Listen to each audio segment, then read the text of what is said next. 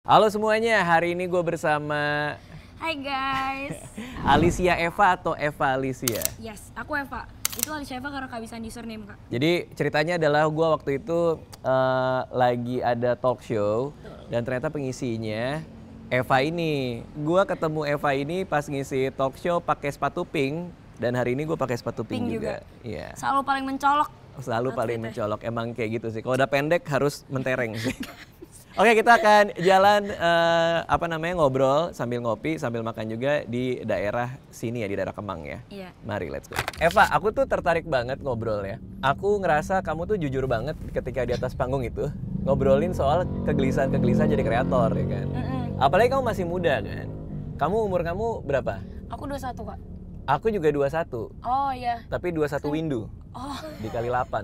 Kamu awal banget kan melukis kan? Aku awal tuh sebenarnya gak sengaja jadi content creator awalnya. Awal-awal tuh sebenarnya tuh gara-gara aku tuh pas lagi main TikTok, aku tuh ngelihat ada satu video itu ngejual kayak sabun gitu. Ngejual sabun? Iya, terus dia tuh cerita katanya dia ngejual sabun dari video TikTok tuh bisa rame banget sampai kejual 3 kontainer gitu. 3 kontainer sabun? Nah waktu itu keluarga aku lagi bangkrut, Kak, jadi lagi ada financial situation gitu. Yang kayak harus nyari sesuatu gitu.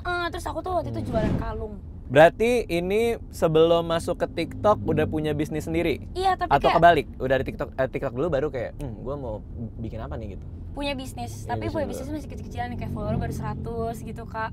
Pas banget. Kalau kamu bilang kamu mulai TikToknya baru-baru ini kan umur kamu 20 ya? 21 ya? Berarti kan bikin bisnisnya juga belasan tahun? Iya. Umur berapa? Oke, kalau bisnis yang sampai sekarang dan semenjak pandemi itu aku mulai, kan aku baru mulai tahun 2020 lah ya. Itu baru mulai kemarin 2020, tapi aku mulai belajar berbisnis tuh sebenarnya dari aku kelas 6 SD. 6 SD udah dagang? Iya, bahkan lebih kecil lagi juga pernah. Jualan apa anak kelas 6 SD di sekolah, Eva? Aku tuh jualan apa? Ya? Dulu nggak tahu kenapa aku pengen anak ayam yang dicet. Dulu aku jualan stiker, Kak. Aku stiker. Jualan stiker, terus dia jualan tulisan tangan juga aku jual. Naluri bisnisnya ini itu dapat dari mana? Apa ngelihat mama papa juga dagang atau gimana? Dari orang tua sih. Memang mereka berbisnis juga. Benar-benar. Aku ngerasa biasanya tuh mostly pedagang, mereka tuh dapat ngelihat struggle-nya dan inspire tuh biasa dari orang tua sih. Oke, karena orang tuanya juga entrepreneur juga. Iya, entrepreneur. Gitu ya. Dulu pas aku kecil, Kak, mama papaku tuh dulu jualan masih pakai gerobak gitu. Gerobak yang kayak dulu jualan leather goods gitu, misalnya kayak dompet, tas gitu-gitu. Dan dulu tuh aku sering dibeliin sama mama papa kayak dikasih nih jeblok penghapus banyak sama pensil banyak gitu, terus kita dibikinin stand gitu. Terus jualan sendiri, belajar jualan sendiri dari kecil gitu. Ya kecil-kecilan aja. Tapi gimana caranya ngawinin antara produk kamu sama kontennya? Oke lah, kamu ngelihat ada orang jualan sabun bisa banyak banget. Terus apa hal pertama yang kamu lakuin nih? Oke, gue punya barang nih, kalung-kalung ini nih. Gue mau bikin TikTok buat promoin barang gue. Orang kan nggak ada yang kenal kamu kan pada awalnya kan. Gimana cara memulai jualannya tuh apa, bikin apa? Oh, awal-awal tuh actually ya, Kak, aku tuh bikin video pertama tuh cuman ceritain aku sering bolak-balik pulang sekolah, itu naik motor, dropin barang di agen. Terus aku cerita aja gitu. Ini dia umur 18? Umur 17 tahun. 17 tahun? Ini usia aku 17 tahun, aku punya bisnis tiba-tiba viral.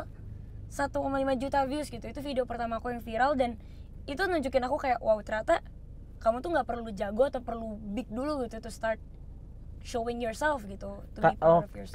Karena kalau di TikTok itu relatability, Kak. Iya, dan discoverability-nya tuh lebih mudah dibandingin IG atau YouTube kali ya. Yes. Maksudnya TikTok kan kita bisa orang anta beranta yang kita nggak tahu siapa bisa ada di FYP kan. Sementara kalau YouTube kan nggak selalu terjadi kan. Algoritmanya kurang konten searching sih. Biasanya kalau kita di Instagram atau kita di YouTube kan kita harus subscribe dulu orang baru bisa sering lihat konten dia. Tapi kalau kita tuh bahkan di TikTok gak perlu follow orangnya, tapi asal kita sering nonton aja nanti muncul sendiri gitu. Kita udah nyampe tempatnya, kita pesan makanan sambil ngopi dulu. Yuk, mari kita turun. Jadi kita udah turun ya.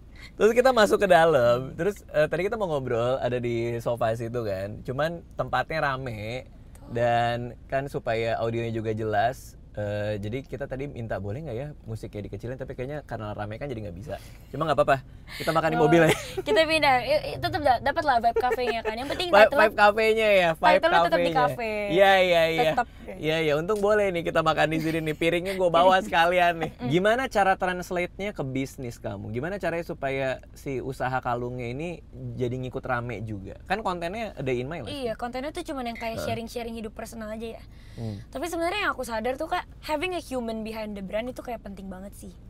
Kayak setelah aku pelajarin lagi, ternyata orang-orang tuh gak cuman asal video doang. Di balik video itu tuh mereka juga penasaran sama akunya juga gitu loh Kak.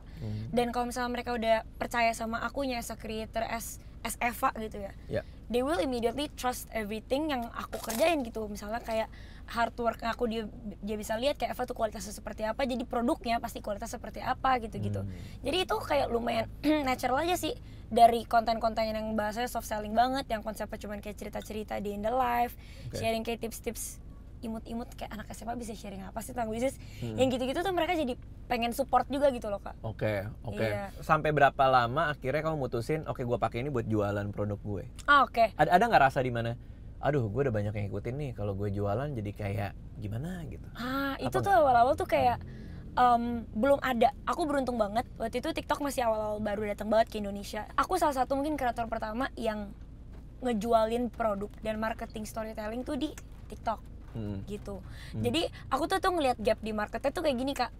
Aku kan produknya custom jewelry ya, gila banget nih, jam 2 pagi gue dapet cerita ada customer yang pengen cancel orderan karena diselingkuhin, daripada udah dibikin gitu kan. Terus jadi aku langsung kepikiran kayak bentar, ya udahlah ya, apa kita coba kontenin. Terus aku coba Kak iseng-iseng kayak ini orderan gimana dong dapet customer diselingkuhin, dan orang-orang tuh kayak namanya tapi Indonesia itu beneran ada orang mesen apa kayak couple bracelet atau apa, dia pesenin gelang buat ceweknya, tapi ceweknya selingkuhin dia. Terus sekarang dia bingung mau kayak gimana. Terus akhirnya aku sebagai bisnis aku ya udah Kak, ini kalungnya kan gelangnya udah tetap dibikin, tapi aku tetap kirim aja, tapi aku tetap kirimin satu lagi deh, kakak mau custom nama siapa gitu. Maksudnya kayak ya nggak apa-apa, lu bisa selingkuhin, gue kasih dia satu ekstra deh. Terus akhirnya dia ukir nama mamanya. Tapi kamu bilang nggak kayak ini, tapi aku bikinin video boleh nggak gitu? Oh iya, pasti minta izin. Kamu bilang? Iya, malah seneng dia kayak nggak apa-apa Kak, viralin kalau perlu. Wah, udah dateng ngasih, customer aku tuh suka banget curhat ke She Wears Gold akhirnya karena aku bikin konten-konten kayak gitu. Itu diterjemahkan menjadi orderan naik nggak? Banget Kak. Oh, I see. Dalam satu malam aku, ini bukan nyombong ya guys, tapi ini kayak sharing aja efek dari storytelling marketing yang aku pelajarin. Dalam satu malam itu aku bisa sampai kayak ratusan juta Kak. Wow. Cuman dari satu video doang. Tapi gimana caranya ada anak 18 tahun ngerti storytelling marketing ya? Maksudnya oke lah, kita ngelihat anak-anak zaman sekarang pengetahuannya ya jauh lebih advance lah daripada 18 tahun zamanku dulu ya. Cuma maksudnya untuk sampai tahu bahwa oh ini salah satu bagian yang gue mendingan ke hard sell gitu loh. Kayak gue mendingan storytelling marketing aja. Kebanyakan anak 18 tahun paling kayak jualan, gue punya gelang nih, beli ya gitu. Tapi kamu kan enggak, jualan itu ujung tombaknya. Tapi untuk bikin kesananya gue harus punya story ya kan. Kepekaan itu dapat dari mana? Dari sebenarnya aku juga hobi sharing sih Kak. Makanya dari situ pun lama-lama kebentuk Kak personality aku yang kayak wah, aku tuh ternyata suka ngajar ya. Aku tuh suka aja sharing-sharing tentang pengalaman hidup, especially with painting as well gitu. Kan tadi kita sempat bahas ya kayak gimana dari content creating orang-orang taunya mayoritas aku sebagai pelukis gitu kan. Itu tuh gara-gara lama-lama orang-orang kepo aja sama aku gitu loh. Kayak si Eva ini, aku pernah bikin konten gitu Kak. Ini guys cara kalian kalau pengen bikin feed Instagram bagus kan gini. Terus ada yang komen, Kak kalau kayak gitu mah itu semua balik lagi ke taste gitu. Kalau kamu punya taste, kamu nggak bisa gitu. Terus akhirnya kayak aku balas tuh komen, aku bilang ya udah di sini gue ajarin taste gitu. Jadi aku ajarin taste gitu. Kayak aku tunjukin kayak how to pick colors, kayak gimana gitu-gitunya. Dan lama-lama orang-orang ternyata lihat aku kayak wah, ternyata Eva tuh ada minat bakat di dunia desain dan painting gitu kan, pada ngestok aku jadinya kayak Kak kapan-kapan lukis dong gitu. Ada apa dengan kamu kemarin bilang di IG-mu juga bahwa kamu yang sekarang bukan kamu yang dulu, jadi kamu ngerasa ada soal konten nih, kok ada yang mismatch nih antara apa yang gue tampilin sama diri gue sebenarnya. Apa dilema apa itu sebagai seorang kreator tuh emang muncul tuh? Aku ngalamin gitu juga sih. Iya, kalau siklusku tuh 4-5 tahun sih. Selalu ada yang aku kerjakan selama 4 tahun atau 5 tahun, habis itu aku nyari yang lain dalam konteks kerjaan ya. Kayak awalnya aku nulis, habis itu aku ke skrip, bikin malam minggu Miko. Jadi gimana caranya gua nggak bisa ini aja gitu. Kalau nggak kayak kita nggak fulfilling secara kreatif. Tapi aku punya pertanyaan, Kak. Oke, apa? If it's not broken, why fix it? Kalau nggak rusak, ngapain coba dibenerin? Bener. Kayak apa yang bikin kakak berani gitu? Kita harus balik lagi ke kenapa kita making art sih. Kalau buat aku kan selalu untuk menjawab kegelisahan gitu loh. Zaman aku jomblo dulu, nggak pernah punya pacar, orang nggak ada yang mau ya kan. Jadi bikin malam minggu Miko kan, ceritain aja udah apa. Terus stand up comedy ya soal kegelisahan yang aku lihat di masyarakat lah. Jadi ketika semua kegelisahan itu udah selesai disampaikan dalam formatnya, kayaknya gue harus nyari tempat yang lain deh untuk nyampein gitu loh. Jadi bukan masalah it's working atau enggak, tapi masalah innernya ya. Iya, gue tuh happy gak sih gitu. Nah, ngerti gak sih? Itu tuh Kak, apa yang tuh? Aku struggling banget di bagian itu untuk kayak bisa dengerin diri sendiri, tapi juga tahu kayak audiens tuh sukanya kayak gimana gitu. Kayak aku ingat pas dulu zaman kakak bikin yang malam minggu tuh kan tractionnya selalu gede kan ya. Iya, waktu itu ya. And then you decided to stop untuk pindah aja gitu. Udah ya mau bikin film waktu itu. Iya. Yang lain-lain. Itu kayak big step banget sih, dan itu yang aku lagi coba menerapkan juga sih ke hidup aku, kalau perubahan itu bukan karena sesuatu harus rusak, tapi ya karena lo nggak mau nyesal aja gitu gak sih? Semua kreator tuh pasti punya evolusinya sendiri kan. Dia mau jadi apa. Makanya kadang-kadang kita tuh terjebak sama apa yang orang bilang ke kita. Kayak misalnya lu tuh TikToker, lu tuh YouTuber, lo tuh ini gitu. Iya lagi. Tapi jadi kita bound to the platform, kita dikenal gitu loh. Exactly. Padahal kalau aku nih, misalnya kayak ada yang bilang YouTuber lah apa, aku lebih seneng dipanggil sebagai seorang storyteller gitu. Aku bercerita di berbagai macam medium, bisa nulis, bisa apa. Karena akarnya memang di storytelling. Bener. Kalau platformnya nggak ada, suatu saat aku bisa bercerita. Gitu? Karena itu storyteller tetap gitu. Iya gitu. Kalau buat aku ya. Jadi kadang kita tuh takut sama kalau gua ngelakuin A, selama ini yang gue bangun tuh jadi hilang. Tapi kan bener lagi. Ngerti gak sih?